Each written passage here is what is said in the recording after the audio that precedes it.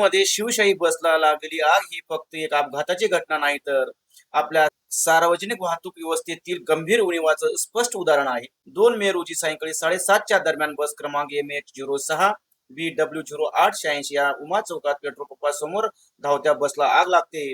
डिझेलचे पाईप फुटतो, प्रवासी जीव वाचवण्यासाठी पळापळ करतात. हे चित्र केवळ धक्कादायक नाही, तर प्रशासनाच्या निष्काळजीपणावर थेट बोट ठेवणारं आहे. राज्य परिवहन म्हणजे सर्वसामान्याचा आधार. ग्रामीण भागातील नागरिक, विद्यार्थी, कामगार हे सर्वजण याच बसेसवर अवलंबून आहेत.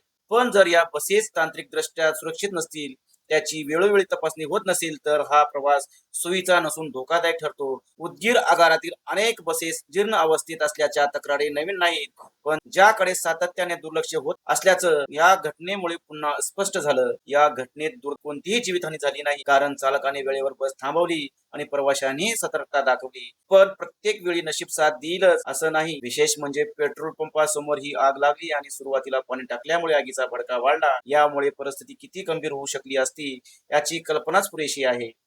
हा प्रश्न केवळ एका बसपुरता मर्यादित नाही. हा प्रश्न आहे देखभालीच्या अभावाचा, जबाबदारीच्या कमतरतेचा आणि व्यवस्थेतील ढिलाईचा. जर कागदोपत्री फिट बस दाखवून नादुरुस्त अवस्थेत रस्त्यावर धावल्या जात असतील, तर ही केवळ निष्काळजीपणा नसून प्रवाशाच्या जीवाशी खेळ आहे. आता गरज आहे ती फक्त चौकशीची नाही, तर ठोस कारवाईची. प्रत्येक बसची तांत्रिक तपासणी काटेकोरपणे व्हावी, जबाबदार अधिकाऱ्यावर कारवाई व्हावी आणि प्रवाशाच्या सुरक्षिततेला सर्वोच्च प्राधान्य दिले जावं. कारण सार्वजनिक वाहतूक ही सुविधा नसून विश्वास असतो आणि तो विश्वास टिकवणं हीच खरी जबाबदारी आहे.